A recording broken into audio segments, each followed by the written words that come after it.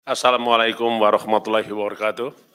Selamat sore, salam sejahtera untuk kita semua. Om Swastiastu, Salam Namo Buddhaya, Salam Kebajikan.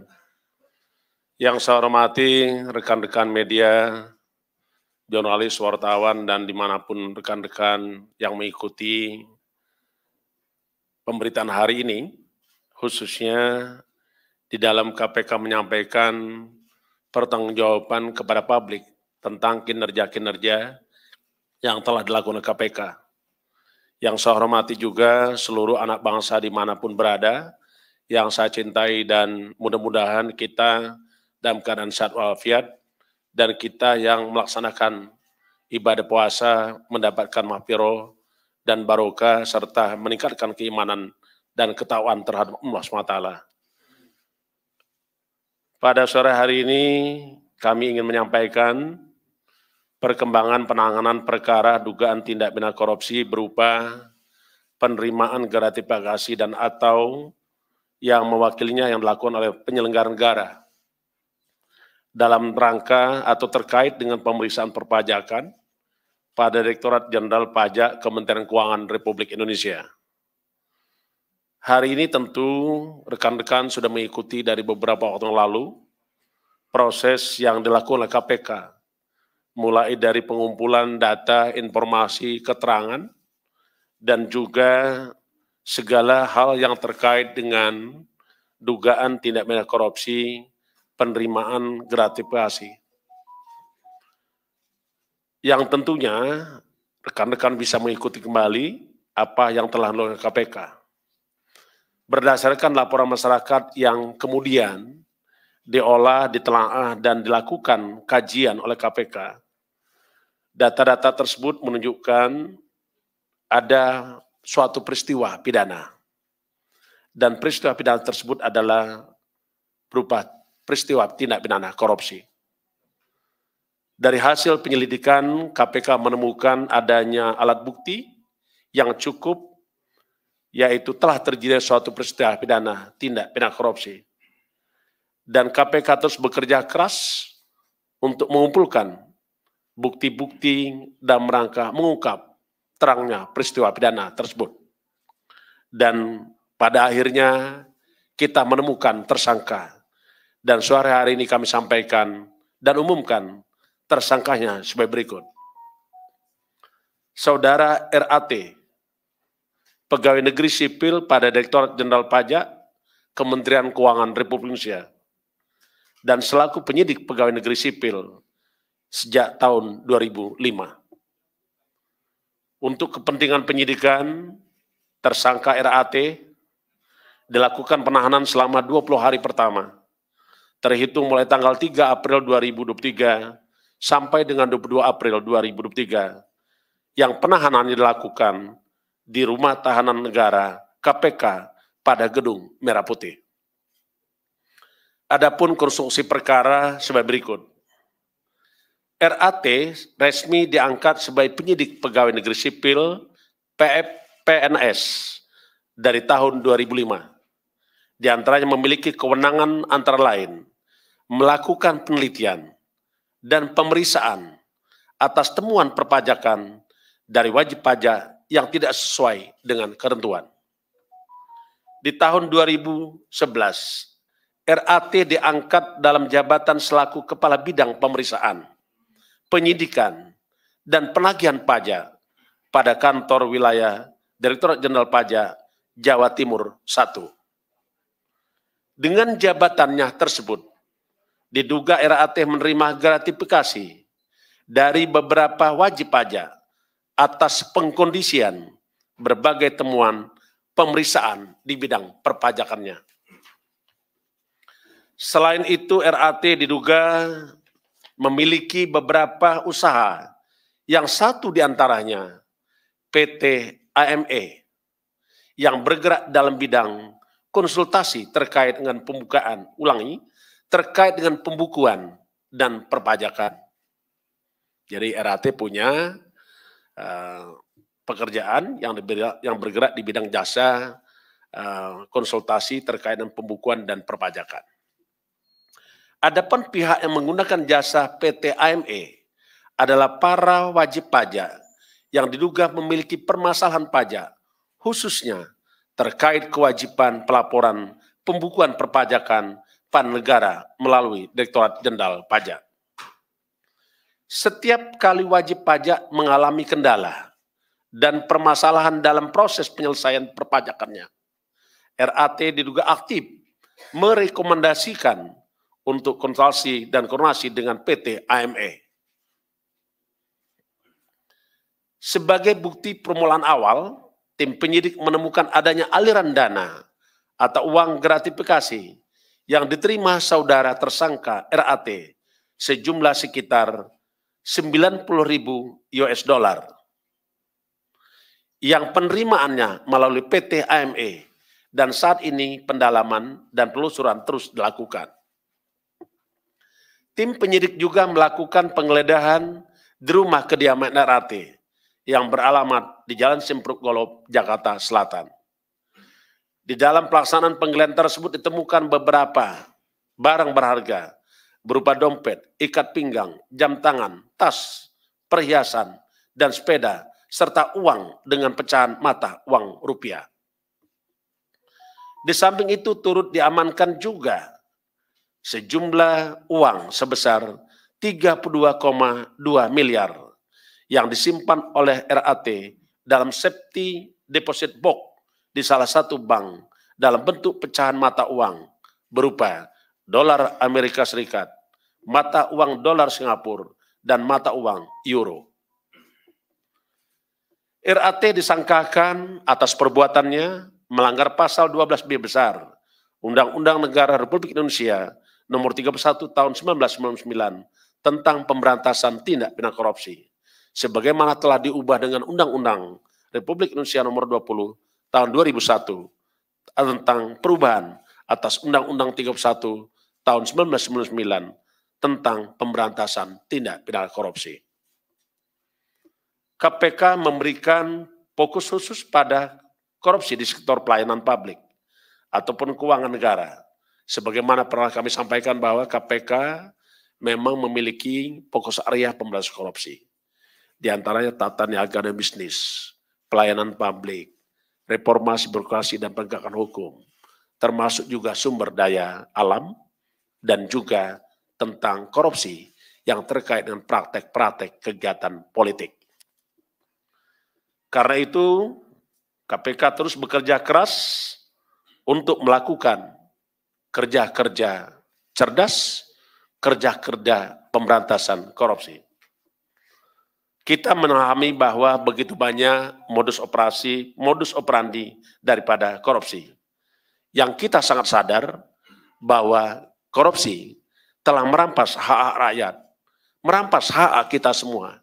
Karena itu, mari kita bersama merapatkan barisan, menyatukan komitmen untuk melakukan pemberantasan korupsi sampai Indonesia bersih dan bebas dari praktik-praktik korupsi. Mari kita bersama untuk menyelamatkan negara kita dari kerugian-kerugian para pelaku kejahatan tindak pidana korupsi, para perampok-perampok uang milik rakyat, uang milik negara.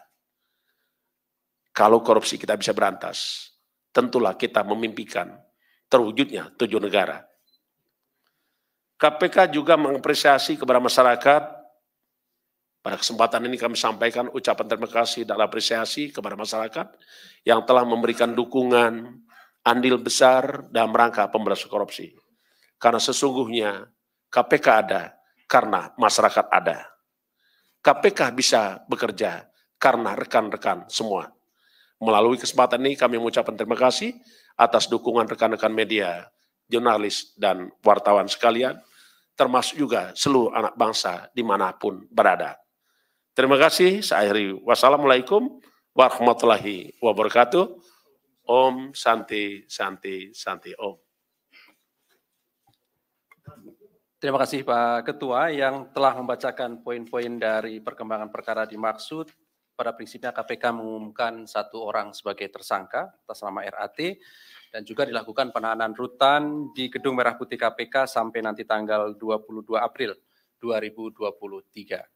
Baik, berikutnya kami tunjukkan barang sitaan pada saat penggeledahan yang dilakukan oleh tim penyidik. Baik.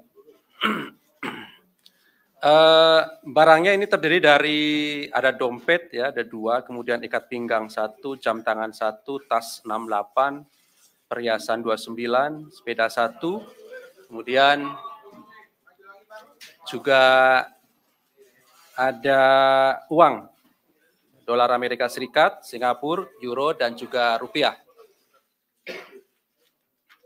Ini tasnya tidak semuanya dibawa ke sini ya teman-teman, supaya nanti cukup juga tempatnya. Dari 68, kita sekitar 30-an yang kita bawa sini.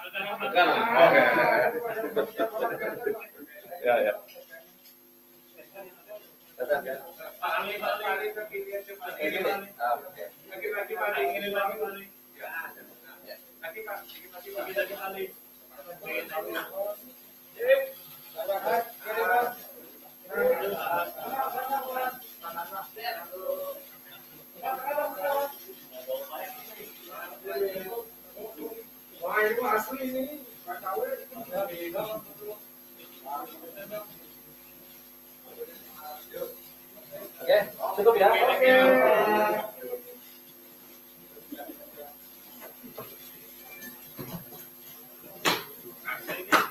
Oke, baik, terima kasih.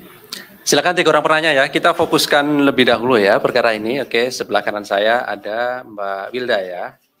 Terus Yogi, Chandra, Mas, nanti sebutkan namanya ya. Oke, di belakang ada juga ya. Silakan. Oke. Selamat sore Pak Firly dan Pak Ali dan Bapak. Perkenalkan saya Wilda dari wartawan detik.com. Pak, saya mau bertanya, kenapa KPK tidak menerapkan pasal suap, Pak? Karena kan kalau gratifikasi kan si pemberi nggak kena pidana ya, Pak. Sedangkan dari paparan yang disampaikan oleh Bapak itu kalau para wajib pajak ini kan bermasalah, tentunya berniat buat bermain pajak Pak dengan RAT. Yang kedua Pak, istri Pak RAT ini soal, tahu gak sih Pak soal penerimaan gratifikasi ini atau malah proaktif meminta RAT untuk menerima gratifikasi ini? Terima kasih Bapak. Berikutnya Yogi ya? Iya, Oke, ya, izin Pak. Ya Mas Yogi, silakan. Yogi dari Harian Kompas. Yang pertama, apakah KPK akan menelusuri gengnya ya Rafael yang dulu pernah diungkap oleh Deputi Pencegahan itu Satpol Besar KPN, dan salah satunya itu kan juga Wahono Saputro pernah diperiksa dipanggil KPK gitu. Kemudian yang kedua itu apakah pengusutan kasus Rafael ini akan membuat KPK juga mengusut transaksi mencurigakan di Kemenkeu yang mencapai 349 triliun yang pernah diungkap oleh Pak Mahfud MD. Sekalian kasus lainnya, Mas.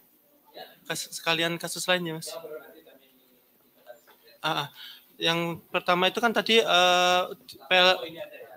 PLH Desain Minerba kan dipanggil KPK itu terkait kasus Tukin atau ada dugaan kasus lain di SDM yang sedang diusut oleh KPK. Terus satu lagi itu soal pengembalian Pak Endar ya Pak ke kepolisian itu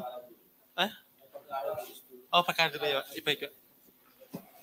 Ya, saya mau nanya, ini kok pengusutan kasusnya RAT ini kok cepat banget ya Pak? Apakah KPK merasa RAT ini mau kabur atau mau menghilangkan barang bukti? Jadi KPK melakukan penahanan secepat mungkin. Terus yang kedua, tadi kan Pak Ketua bilang bahwa ada jasa konsultan, perusahaan jasa konsultan yang dibikin oleh RAT dan digunakan untuk menerima gratifikasi. Nah, apakah itu nggak mau langsung dikenakan pencucian uang? Kan itu menyamarkan dan menerima aset itu. Itu dulu. Mas, tadi saya sebutkan Mas namanya. Ya, saya Imam dari Tempo Pak. Pertama saya ingin bertanya soal bagaimana hasil pemeriksaan KPK terhadap hubungan bisnis antara Rafael Alun atau istrinya dengan Kepala Kantor Pajak Jakarta Timur Pak Wahono. Apakah benar perusahaannya itu PT Bukit Hijau Asri? Terusnya yang satu lagi yang saya ingin tanyakan, apakah memang perusahaan ini apakah terindikasi terafiliasi dengan perusahaan cangkang di negara suaka pajak ya Pak? Halo, Pak, saya Salman dari Majalah Gatra. Ingin bertanya soal keterlibatan artis berinisial R, apakah KPK juga akan mengembangkan kasus ini ke arah sana? Terima kasih.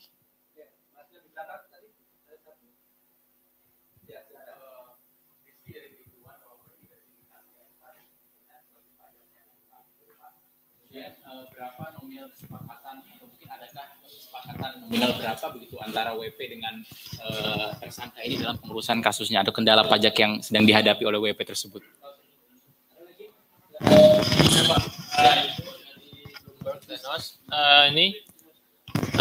Tadi kan Pak Firly bilang maksudnya RAT ini disangkakan sama pasal ini ya, tindak pidana korupsi ya, dan gratifikasi ya. Nah, apakah ada KPK ini kenapa enggak mungkin ada indikasi pencucian uang? Kenapa enggak ada pasal kenapa enggak disangkakan pasal TPPU gitu, RAT ini? Kan ada indikasi juga ya. Terima kasih.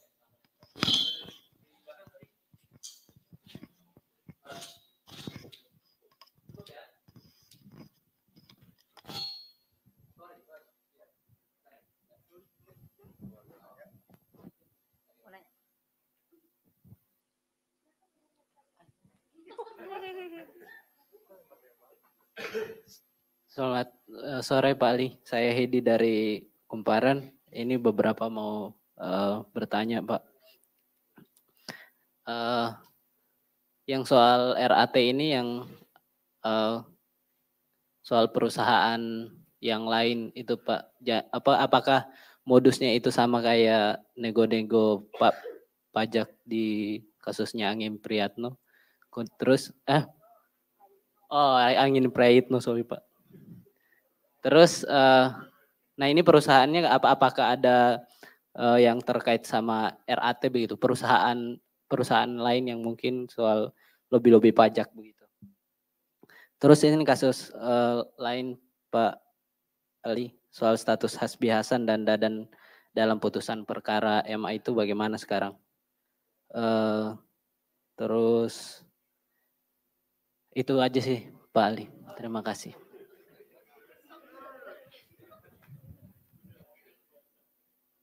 Masih ada lagi, silakan.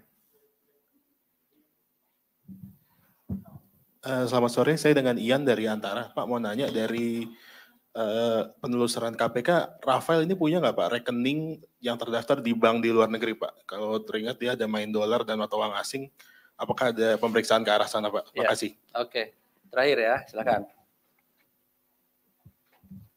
Selamat sore Pak, terima kasih. Saya Dani dari Bisnis Indonesia. Saya punya 2 pertanyaan. Pertama, PPATK beberapa waktu lalu membekukan 40 rekening yang diduga milik RAT dan juga keluarga dan juga badan hukum terkait. Dan itu apakah akan ditelusuri juga penemuan PPATK itu? Dan juga yang kedua yang saya ingin tanyakan untuk PT AME yang tadi disebutkan perusahaan konsultan pajak itu apakah termasuk dari 6 perusahaan yang dimiliki sahamnya oleh RAT yang ditemukan dalam penelusuran LHKPN milik yang bersangkutan. Terima kasih. Cukup ya? Cukup? Oke, baik. Terima kasih atas responnya dari teman-teman. Kami silakan Pak Ketua.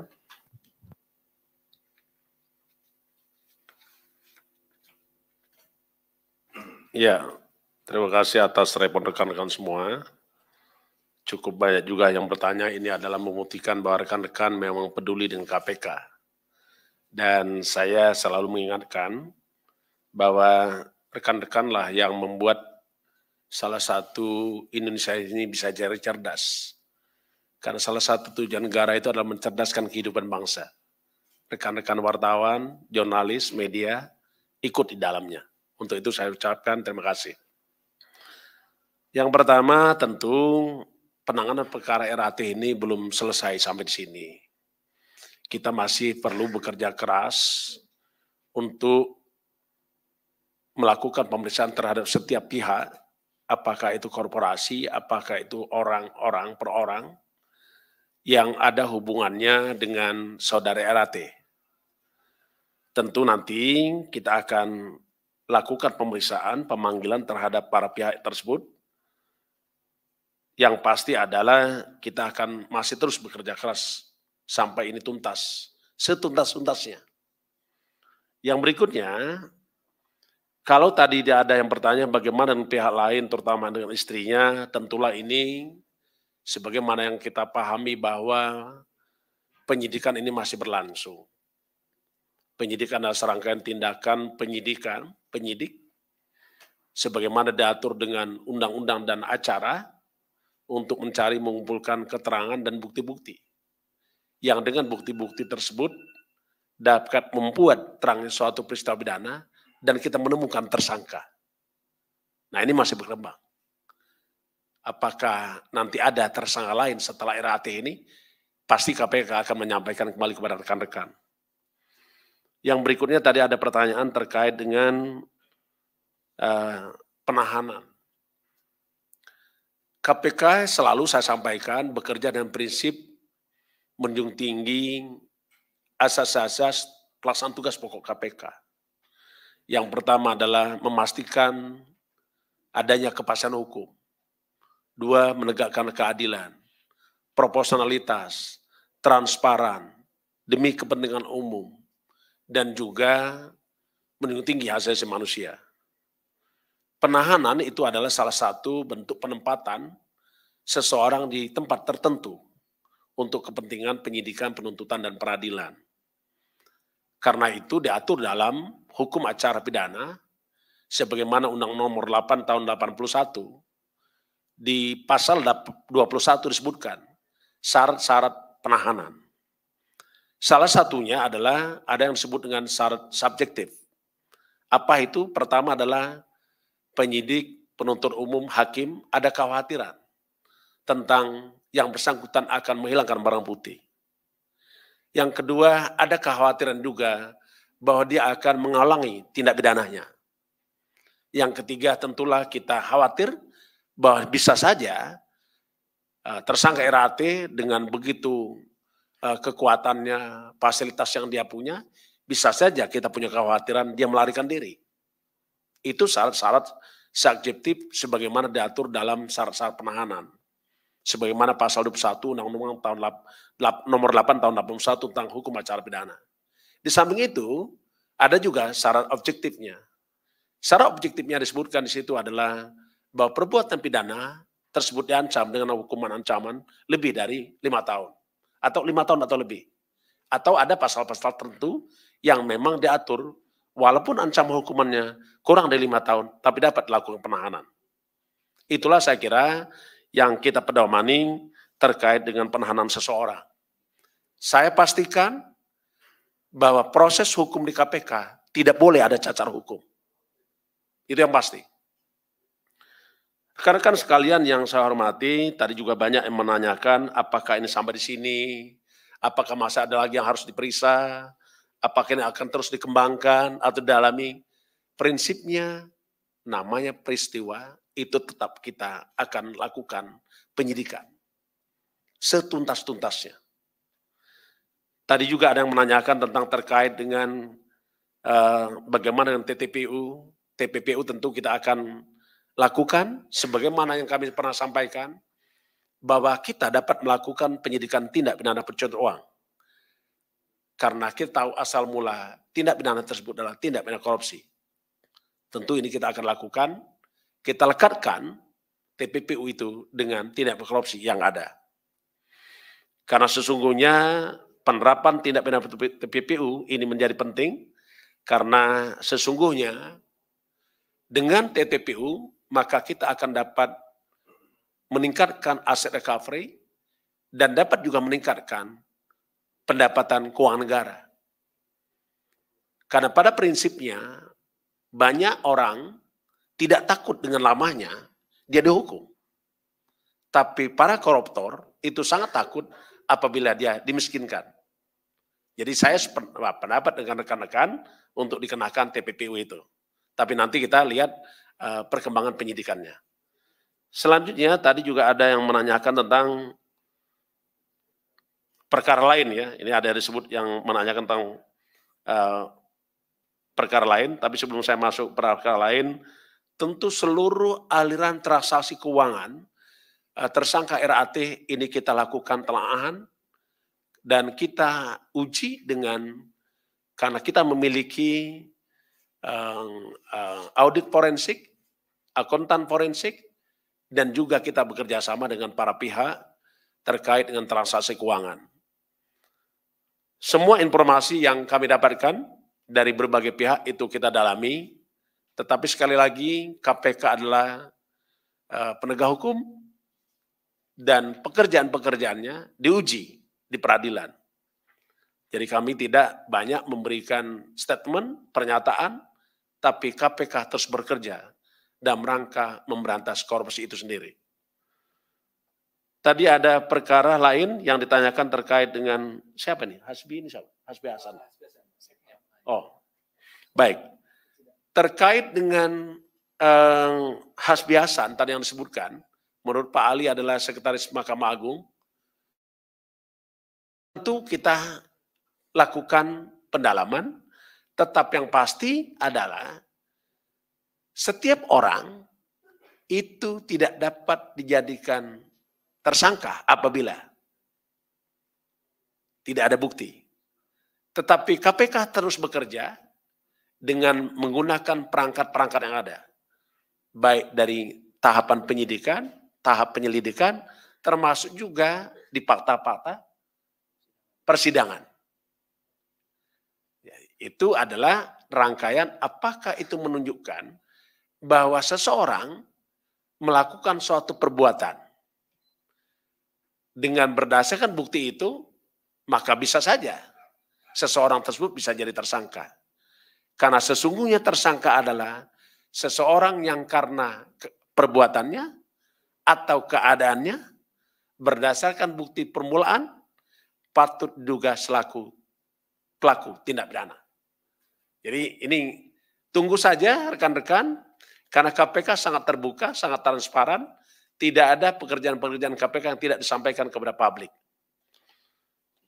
Saya kira itu cukup dari saya. Kalau ada yang lain secara teknis, mungkin Pak Asep yang mau menambahkan, dipersilakan. Cukup, baik.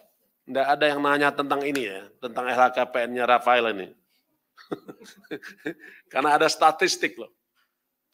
Ya, statistik harta LHKPN-nya Pak Rafael itu ada. kalau saya lihat di sini kekayaannya tahun 2011 kurang lebih sekitar 20,5 miliar. Di mana beliau tersangka RAT ini di tahun 2011 sampai 2015, dia adalah Kepala Bidang Pemeriksaan Penyidikan dan Penagihan Pajak, Kanwil DJP Jawa Timur 1. Terus berlanjut, tadi sempat saya hitung, sampai 8 tahun itu meningkat sekitar 24 miliar. Di tahun 2019, harta kekayaan mencapai 44,8 miliar. Sedangkan berdasarkan LHKPN tahun 2020, mencapai 55,65 miliar. Jadi ini data yang kita dapatkan, di mana tahun 2019, di mana tahun 2015, di mana tahun 2012, semuanya kelihatan. Jadi ini saya kira sebagai informasi tambahan rekan-rekan, cukup ya Pak Ali? Tidak diminta kita kasih. Oke, terima kasih. Saya akhiri. Wassalamualaikum warahmatullahi wabarakatuh. Selamat berbuka puasa. Baik, terima kasih Pak Ketua, terima kasih Pak Asep yang hadir pada sore hari ini dan rekan-rekan semuanya. Kami juga ucapkan terima kasih. Kami akhiri. Assalamualaikum warahmatullahi wabarakatuh.